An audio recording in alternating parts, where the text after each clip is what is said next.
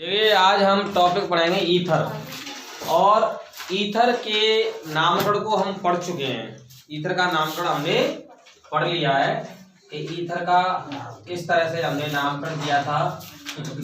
इसका केवल बनाने की विधि, भौतिक गुणधर्म और रासायनिक गुणधर्म का अध्ययन करेंगे। तो ईथर टॉपिक है तो ईथर के बनाने की विधि हेडिंग डालेंगे। ईथर के विरेचन की विधियां लिखते जाओ। Preparation methods of ether. Preparation methods of ether. Ether के बनाने की विधि दो हैं आपके सिलेबस में। नंबर एक पहली है एल्कोहलों के द्वारा, एल्कोहलों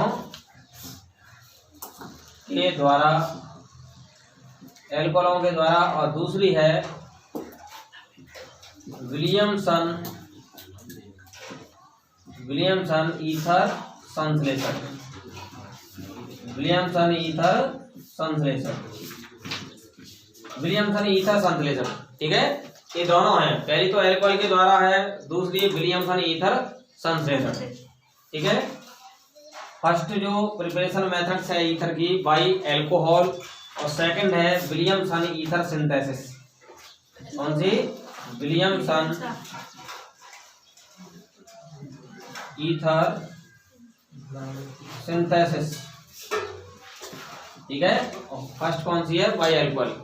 तो देखो एल्कोहल से हम फर्स्ट टाइप की हम कैसे बनाएंगे, तो हम इसमें एथिल एल्कोहल से ले लेते हैं। एथिल एल्कोहल से हमें ईथर बनाना है बाय इथाइल एल्कोहल। तो मैंने आपको बताया था कि यदि एथिल एल्कोहल की अभिक्रिया सांद्र सल्फ्यूरिक अम्ल की उपस्थिति में 140 डिग्री सेंटीग्रेड अर्थात 413 केल्विन ताप पर अभिक्रिया कराएं तो डाई एथिल ईथर का निर्माण होता है। एथिल एल्कोहल के इसमें दो अणु प्रयुक्त होते हैं। उसी स्थान पर 413 केल्विन की जगह पर कितना हो जाए? 443 केल्विन। तो क्या बनता है? एथीन बनता है, बताया था ना मैंने आपको। तो यहाँ एथिल एल्कोहल के दो अणु हैं। जैसे ये एथिल एल्कोहल है, एथिल एल्कोहल को हम 140 डिग्री सेंटीग्रेड पर सांद्र H2SO4 यानी कंसंट्रेट H2SO4 की उपस्थिति में 140 डिग्री सेंटीग्रेड पर अभिक्रिया कराएंगे। 140 डिग्री सेंटीग्रेड का मतलब है 443 केल्विन, ठीक है। 443 केल्विन ताप पर अभिक्रिया कराएंगे तो एथिल एल्कोहल के दो अणु परस्पर अभिक्रिया करते हैं और क्या बनाते हैं? डाई एथिल ईथर बनाते हैं। क्या बनाते हैं? डाई एथिल ईथर बनाते हैं, ठीक है। इसको या करके हम ऐसे लिख सकते हैं एथिल एल्कोहल और दूसरा एथिल एल्कोहल, इस तरह से उल्टा करके लिख लेते हैं। ये दोनों परस्पर अभिक्रिया करते हैं, यहाँ से OH यहाँ से H2O बाहर हो गया, ठीक है, और डाई एथिल ईथर बन गया और जल बाहर निकल गया। पर ध्यान रखना कि यदि एथिल एल्कोहल की अभिक्रिया 170 डिग्री सेंटीग्रेड, ये 413 केल्विन होगा, सॉरी है।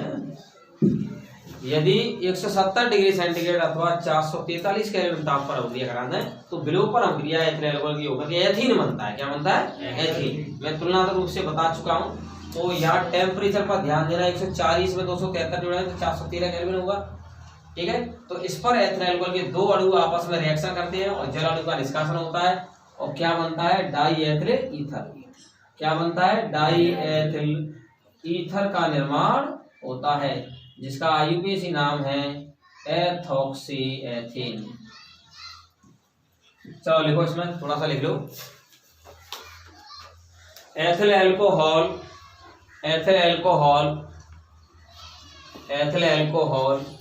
को सांद्र सल्फ्यूरिक अम्ल की उपस्थिति में, एथिल एल्कोहल को सांद्र सल्फ्यूरिक अम्ल की उपस्थिति में 413 केल्विन ताप पर गर्म करते हैं। 413 केल्विन ताप पर गर्म करते हैं 413 केल्विन ताप पर गर्म करते हैं तो डाई एथिल ईथर का निर्माण होता है। डाई एथिल ईथर का निर्माण होता है। किसका निर्माण होता है? डाई एथिल ईथर का। ठीक है, तो इस तरह से रिएक्शन ये कंप्लीट होगी। लिख लो इस रिएक्शन को, लिख लो। इसकी अभी क्रियाविधि देंगे, इसकी कैसे क्रियाविधि संपन्न होती है। तो टेम्परेचर का ध्यान रखना, 140 को 273 जोड़ेंगे तो 140 में 273 जोड़ेंगे तो 413 केल्विन हो जाएगा।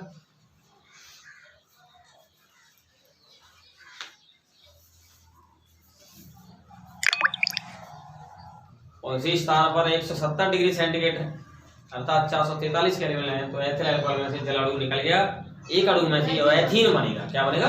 एथीन। तो तुलनात्मक रूप से इसको याद कर लेना, बहुत इंपोर्टेंट है। तुलनात्मक रूप से इसमें से क्वेश्चन कई बार पूछा गया है। ओके,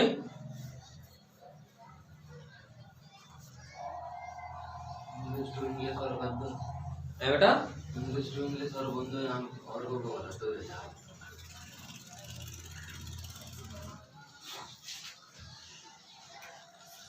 भाई यहाँ प्रिपरेशन मेथड्स ऑफ ईथर चल रहा है, इसको 2 मेथड्स से प्रिपेयर करेंगे।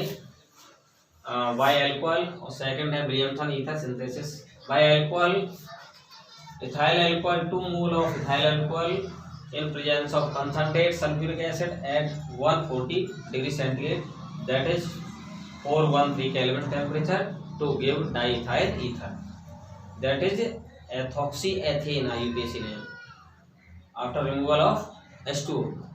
इसमें इथाइल अल्कोहल के 2 मॉलिक्यूल्स हैं, कंसंट्रेट H2SO4 की प्रेजेंस में रिएक्शन करेंगे 140 डिग्री सेंटीग्रेड पर, तो क्या बनाएंगे?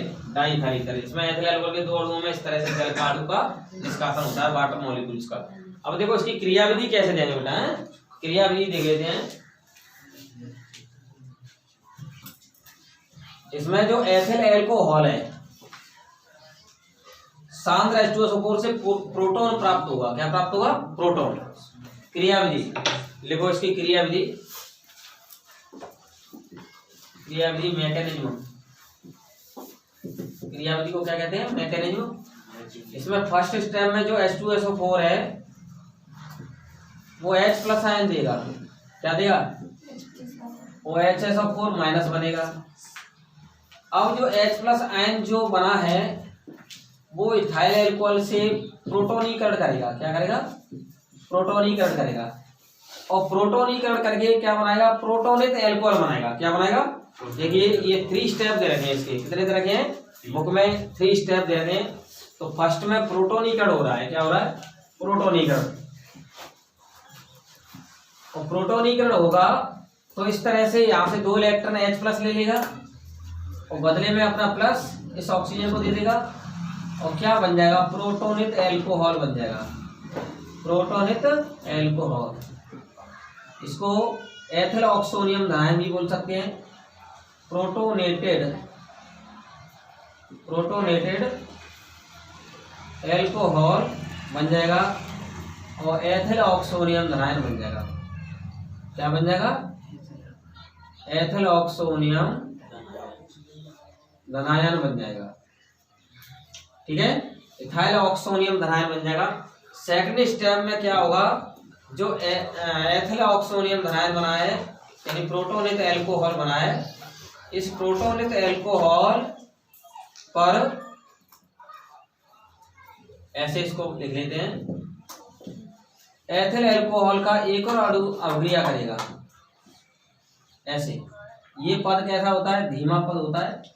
कैसा होता है? धीमा पद, स्लो स्टेप। धीमा पद को वेग निर्धारक पद कहते हैं, रेट डिटरमाइनिंग स्टेप। क्या कहते हैं?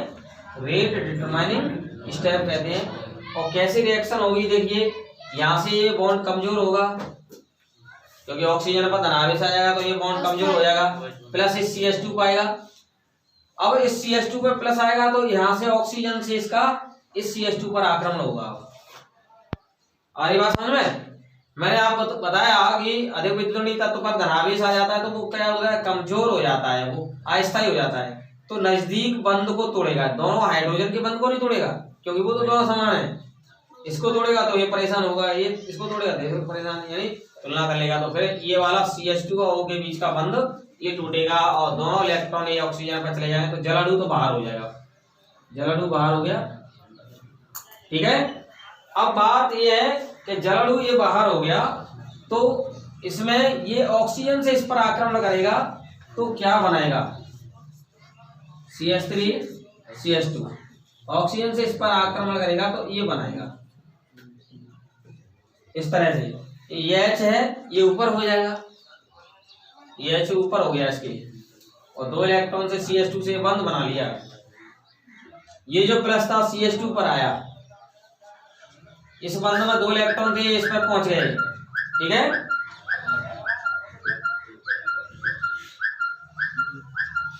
कौन कर रहा है, मेरे फोन पर है, दिख रहा है ना, सब साफ दिख रहा है ऐसे। तो देखिए मैं एक बार इसको सेकंड स्टेप को समझा रहा हूं कि ऑक्सीजन पर धनावेश आने से अस्थायी हो गया। क्या हो गया, अस्थायी। क्या हो गया, अस्थायी हो गया। तो नजदीक वाला बंध है ये सहसंयोजक बंध टूटेगा। इस सहसंयोजक बंध में 2 इलेक्ट्रॉन हैं, वो 2 इलेक्ट्रॉन ऑक्सीजन पर जाएंगे और प्लस कहाँ जाएगा, इस CH2 पर।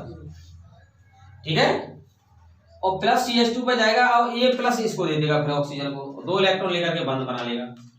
इस ऑक्सीजन पर कितने इलेक्ट्रॉन रह गए, 2 इलेक्ट्रॉन तो शेष रह गए और बाकी प्लस आ जाएगा और जल HOH जल बाहर हो जाएगा और ये बन गया डाईएथिल ईथर ऑक्सोनियम धनायन। इसको क्या बोलेंगे, डाईएथिल ईथर ऑक्सोनियम धनायन। ये धीमे पद के द्वारा बना है, किसके द्वारा, डाईइथाइल ईथर ऑक्सोनियम कैटायन बन गया। क्या बन गया, ऑक्सोनियम कैटायन। ऊपर के स्टेप में इथाइल ऑक्सोनियम कैटायन बना था। इस धीमे पद में 2 अणु भाग ले रहे हैं इसलिए ये SN2 अभिक्रिया है। कौन सी अभिक्रिया है, SN2। तीसरे स्टेप में क्या होगा, जो डाईइथाइल ऑक्सोनियम आयन बना है, डाईइथाइल ईथर ऑक्सोनियम आयन बना है, ये वाला, यहाँ 2 इलेक्ट्रॉन यहाँ प्लस। अब ये जो ऑक्सीजन है अपने बंध के दोनों इलेक्ट्रॉनों को क्या दे जाएगा, यहाँ पर दे जाएगा नीचे। तो ऑक्सीजन पर कितने इलेक्ट्रॉन हो जाएंगे, 4 इलेक्ट्रॉन हो जाएंगे और मुख्य उत्पाद जो बनना था डाईइथाइल ईथर वो बन जाएगा और H प्लस के रूप में ये बाहर हो जाएगा। ठीक है, H प्लस जो निकला है उससे जो HSO4 पहले स्टेप में निकला वो पुनः अभिक्रिया कर लेगा और H2SO4 बनाएगा। तो इस तरह से डाईइथाइल ईथर के निर्माण की ये क्रिया विधि है। डाईइथाइल ईथर का निर्माण इस प्रकार से हो रहा है। ठीक है, ये पहला पद तीव्र पद है, फास्ट स्टेप, और ये लास्ट का स्टेप भी फास्ट स्टेप है, तीव्र पद, और बीच का क्या था, धीमा पद है यानी स्लो स्टेप। ठीक है, धीमा पद ही वेग निर्धारित पद है जिसको रेट डिटरमाइनिंग स्टेप कहते हैं। इसी से अभिक्रिया की कोटि इसकी 2 होगी और ये SN2 अभिक्रिया होगी, 2 अणु नाम से स्थापना हो गया। सरल तरीके से समझ लो, एथिल अल्कोहल के 2 अणु इसमें अभिक्रिया कर रहे हैं। सबसे पहले एथिल अल्कोहल का एक अणु आएगा, उससे प्रोटॉन जुड़ेगा। प्रोटॉन कहाँ से आएगा, सल्फ्यूरिक अम्ल में से, वहाँ उसका वियोजन हो जाता है, वो तो हमेशा प्रोटॉन देता है। प्रोटॉन दिया है पर ले लेगा इसको बाद में, अम्ल उत्प्रेरक का कार्य करेगा, किसका, अम्ल उत्प्रेरक का।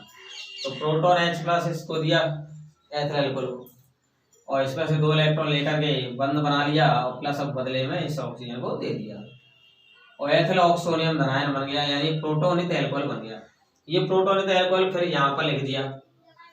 फिर एथिल अल्कोहल का एक और अणु इसी का, क्योंकि 2 अणु खर्च हो रहे थे ना, वो अभिक्रिया करेंगे। अब एथिल ऑक्सोनियम धनायन जो बना है इस ऑक्सीजन पर धनावेश आने से अस्थायी हो गया। क्या हो गया, ये अस्थायी, अनस्टेबल हो गया। क्या हो गया, अनस्टेबल। तो फिर इसमें ये CH2 और O के बीच का जो बंध है सहसंयोजक बंध, ये टूटेगा और टूटेगा तो दोनों इलेक्ट्रॉन इस ऑक्सीजन पर पहुंचा देगा। ऑक्सीजन पर 2 इलेक्ट्रॉन और 2 हाइड्रोजन हो जाएंगे, जल हो जाएगा और प्लस आ जाएगा CH2 पर। किस पर आ जाएगा, यानी CH3 CH2 पर प्लस आ जाएगा। कुल मिलाकर के CH2 पर प्लस रह जाएगा और जल बाहर निकल जाएगा। तो जल तो ये निकलेगा लास्ट में बाहर और ये एथिल धनायन रहेगा। क्या रहेगा, इस एथिल धनायन पर एथिल अल्कोहल का अणु प्रक्रिया कर जाएगा तो ऑक्सीजन से आक्रमण करेगा, यहाँ ऑक्सीजन से क्या कर लेगा, बंध बना लेगा, 2 इलेक्ट्रॉन अपने यहाँ दे देगा, प्लस बदले में ऑक्सीजन पर आ जाएगा। तो देखो ऑक्सीजन पर प्लस बदले में आ गया और 2 इलेक्ट्रॉन खुद के यहाँ दे दिए और H जो ऊपर हो जाएगा इस तरह से, die ethyl ether oxonium cation बन गया। ये भी अस्थायी है क्योंकि ऑक्सीजन पर क्या आ रहा है, धनावेश आ रहा है, तो O से जो H जुड़ रहा है, ये सहसंयोजक बंध एक सिंगल बॉन्ड H है अकेला, 2 OH होते, H 2 होते, जैसे ये 2 H है वो नहीं टूटेंगे। इसमें क्या तुलना कर रहा है, तो H है, ये CH2 दोनों और बराबर है, ये नहीं टूटेंगे। ये डिफरेंट है तो ये टूटेगा, इसमें ये समान थे ये नहीं टूटेंगे, ये डिफरेंट है ये टूट रहा है। अरे बात समझ में। अब इसमें OH बंद टूट जाएगा भैया, और टूट जाएगा सहसंयोजक बंध के दोनों इलेक्ट्रॉन ऑक्सीजन दे देंगे, ऑक्सीजन पर 4 इलेक्ट्रॉन हो कंप्लीट हो गए, H प्लस अपना प्लस लेकर के H बाहर हो गया। और ये कहां से आया, HSO4 माइनस H2SO4 में से आया, तो HSO4 माइनस से क्रिया करके पुनः H2SO4 बना देगा। उतार लो इसको, ये क्रिया विधि है एथिल अल्कोहल के 2 अणुओं से डाई एथिल ईथर बनाने की। उतारिए भैया। हाँ नहीं, इसमें कुछ नहीं लिखाना।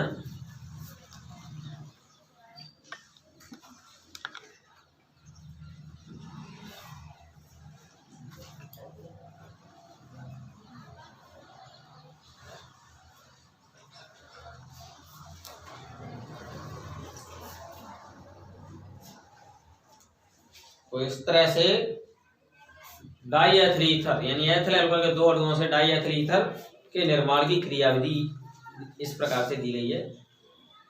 ठीक है, एथिल अल्कोहल के 2 अणुओं से डाई एथिल ईथर के निर्माण की क्रियाविधि इस प्रकार से दी गई है।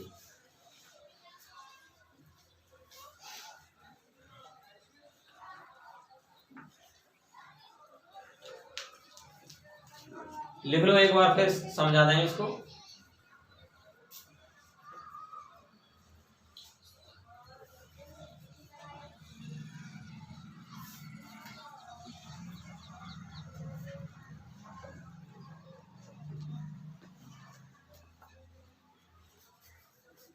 तो देखिए यहाँ मैं आपको बता रहा हूं कि एथिल अल्कोहल से हमें बनाना है डाई एथिल ईथर। तो एथिल अल्कोहल की सांद्र H2SO4 तथा 140 डिग्री सेंटीग्रेड अर्थात 413 केल्विन ताप पर अभिक्रिया से कराएंगे तो एथिल अल्कोहल के 2 अणु निर्जलीकृत होकर डिहाइड्रेटेड होकर के क्या बनाएंगे, डाई एथिल ईथर बनाते हैं।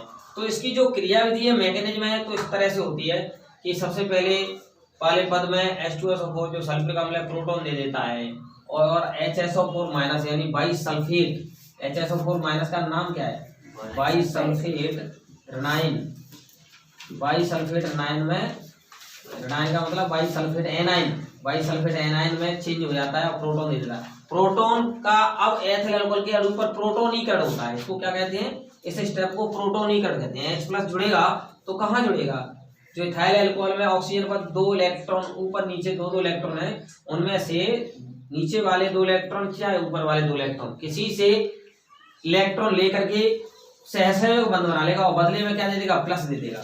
तो ऑक्सीजन पर धनावेश आ गया, क्या आ गया, तो ये हो गया प्रोटोनेट अल्कोहल, अस्थायी protonate alcohol, protonated alcohol ethyl oxonium धनायन यानी एथिल ऑक्सोनियम कैटायन बन गया। अब एथिल ऑक्सोनियम जो कैटायन बना है, इस पर एथिल अल्कोहल के एक और अणु की अभिक्रिया कराएंगे। तो कैसे अभिक्रिया होगी, धीमे पद के द्वारा कैसे अभिक्रिया होगी, एथिल अल्कोहल ये मतलब प्रोटोनेट अल्कोहल बना है, उस प्रोटोनेट अल्कोहल पर एथिल अल्कोहल के एक और अणु की अभिक्रिया होगी। तो किस प्रकार से होगी, मैंने बताया कि जब ऑक्सीजन पर धनावेश आ जाता है ना तो वो अस्थायी हो जाता है, तो फिर इसमें OH दो समान बंध होंगे, वो नहीं टूटेंगे, भिन्न वाला बंध टूटेगा। जैसे यहाँ से बंध टूट गया, ठीक है, और बंध टूट गया तो ऑक्सीजन पर 4 इलेक्ट्रॉन हो जाएगा, जल बाहर हो जाएगा और CH2 पर क्या आ जाएगा, प्लस। तो इसको मैंने ऐसे लिख लिया यानी इसी में से इसको प्राप्त ये अलग अलग कर लिया है, इसमें से ये 2 आयन मतलब अलग अलग बने तो जल बाहर निकल गया। अब इस एथिल कार्बोकैटायन पर आक्रमण कर रहा है कौन, एथिल अल्कोहल का दूसरा अणु। तो 2 अणु भाग ले रहे हैं, यहाँ से ऑक्सीजन को ऊपर 2 इलेक्ट्रॉन और 2 इलेक्ट्रॉन नीचे, तो नीचे वाले दोनों इलेक्ट्रॉन ये CH2 प्लस पर आक्रमण करेंगे और आक्रमण करेंगे तो इस तरह से ऑक्सीजन पर क्या आ जाएगा, यहाँ धनावेश, क्योंकि 2 इलेक्ट्रॉन ऑक्सीजन ने दे दिए और यहाँ सहसंयोजक बंध बन जाएगा। और ऐसा ऊपर वाली ऑक्सीजन में 2 इलेक्ट्रॉन हो जाएंगे और इस तरह से ऑक्सीजन से ऊपर H जुड़ा हुआ है और नीचे धनावेश हो गया। डाईएथिल ईथर ऑक्सोनियम धनायन यानी डाईएथिल ईथर ऑक्सोनियम कैटायन बन गया। SN2 अभिक्रिया, द्वि अणु नाभिक स्नेह प्रतिस्थापन अभिक्रिया हो गई। कौन सी हो गई? द्वि अणु नाभिक स्नेह प्रतिस्थापन अभिक्रिया हो गई। इसमें से प्रोटॉन का क्या हो जाएगा? यानी विप्रोटोनीकरण हो जाएगा। क्या हो जाएगा? विप्रोटोनीकरण यानी डिप्रोटोनेशन। डिप्रोटोनीकरण को क्या कहते हैं? डिप्रोटोनेशन। डिप्रोटोनेशन का मतलब यहाँ से ये सहसंयोग बंध के इलेक्ट्रॉन है, ये देखो ये लेफ्ट राइट में समान सहसंयोग बंध बने, नहीं टूटेंगे। भिन्न बंध ये हो गया तो ये टूटेगा। जैसे ऊपर वाले में ये दोनों समान बंध थे, ये नहीं टूटेंगे। भिन्न बंध ये था तो ये टूट रहा था, ठीक है। ऐसे यहाँ से ये भिन्न बंध हो गया और ये दोनों समान है, ये नहीं टूटेंगे तो भिन्न बंध वाला टूट जाएगा तो सहसंयोग बंध के दोनों इलेक्ट्रॉन ऑक्सीजन पर आ जाएंगे तो ऑक्सीजन पर ऊपर और नीचे 4 इलेक्ट्रॉन हो गए और ये जो प्लस है H पर आ जाएगा तो H प्लस के रूप में ये बाहर हो जाएगा। डाईएथिल ईथर ये बन गया डाईएथिल ईथर। और अब डाईएथिल ईथर में ऑक्सीजन पर ऊपर नीचे 2 यानी 4 इलेक्ट्रॉन हो गए। ये संरचना इसकी सही बन गई। और प्रोटॉन जो निकल रहा है कहाँ से आया था? H2SO4 से, उस HSO4- से क्रिया करके H2SO4 बनाएगा। तो 3 पदों में रिएक्शन हुई। सबसे पहले सल्फ्यूरिक अम्ल ने प्रोटॉन दिया, प्रोटॉन का प्रोटोनीकरण एथिल अल्कोहल ने कर लिया। एथिल अल्कोहल का प्रोटोनीकरण होकर के प्रोटोनित अल्कोहल या एथिलऑक्सोनियम धनायन बना। एथिलऑक्सोनियम धनायन पर एथिल अल्कोहल का एक और अणु नाभिक रागी आक्रमण करेगा या नाभिक स्नेही आक्रमण या प्रहार, न्यूक्लियोफाइल अटैक किया। न्यूक्लियोफाइल अटैक क्यों कर रहा है? क्योंकि यहाँ से H2O तो निकल जाएगा, बदले में प्लस CH2 को दे देगा और आक्रमण करेंगे। फिर ये धीमे पद के द्वारा डाईएथिल ईथर ऑक्सोनियम धनायन बनाया। इसलिए धीमा पद है तो 2 अणु भाग ले रहे हैं तो 2 अणु को नाभिक स्नेह प्रतिस्थापन हो गया। कौन सी है? इसको शॉर्ट में बोलते हैं SN2। और फिर लास्ट में विप्रोटोनीकरण हो जाएगा, प्रोटॉन निकल जाएगा और डाईएथिल ईथर बन जाएगा और प्रोटॉन HSO4- से वही सल्फ्यूरिक अम्ल बना देगा। रिएक्शन याद हो गई आपको। तो इस तरह से एक बात का ध्यान रखना है, अगर एल्कोहल प्राथमिक प्रकार का है और सांद्र H2SO4 की 140 डिग्री सेंटीग्रेड पर अभिक्रिया करना है तो ईथर ही बनेगा। अगर एल्कोहल द्वितीयक या तृतीयक एल्कोहल हो गया और उसकी सांद्र H2SO4 से अभिक्रिया कराएंगे तो फिर एल्कीन बनेगा। क्या बनेगा? एल्कीन। लिखो, नोट लगा के लिख लो, नोट लगा के लिखिए। यदि प्राथमिक एल्कोहल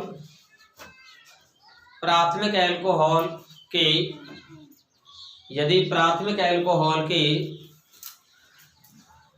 सांद्र H2SO4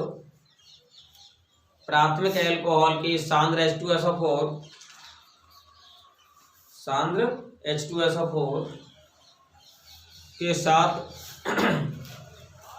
140 डिग्री सेंटीग्रेड ताप पर अभिक्रिया कराते हैं, 140 डिग्री सेंटीग्रेड ताप पर अभिक्रिया कराते हैं तो ईथर का निर्माण होगा। परंतु मतलब प्राइमरी एल्कोहल लेंगे तो क्या बनेगा? एवं कंडीशन से ईथर प्रिपेयर होगा। परंतु द्वितीयक अथवा तृतीयक एल्कोहल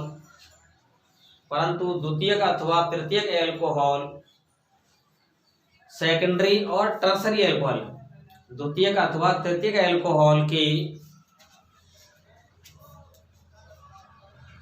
उपयुक्त परिस्थिति में अभिक्रिया कराने पर द्वितीयक अथवा तृतीयक एल्कोहल की उपयुक्त परिस्थिति का मतलब सांद्र H2SO4 और 140 डिग्री सेंटीग्रेड, ठीक है। उपयुक्त परिस्थिति में अभिक्रिया कराने पर विलोपन अथवा निर्जलीकरण अभिक्रिया द्वारा एल्कीन बनती है। विलोपन अथवा निर्जलीकरण अभिक्रिया द्वारा क्या बनती है? एल्कीन बनती है। क्या बनती है भैया? एल्कीन। ओके।